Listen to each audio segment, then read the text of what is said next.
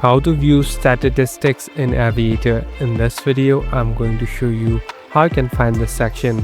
First of all, open the application. So as you can see, I'm in my home page. Here on the top, you'll be able to find different options. Simply swipe right. So here on the last, simply tap on statistics. So this is the place where you can select the sport and customize it. Now here I'm tapping on one.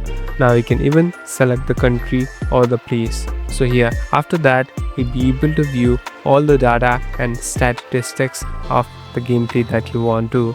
Here there are different filters icon too. So in this way, you'll be able to easily bet on it and even know if it's better or not on investing.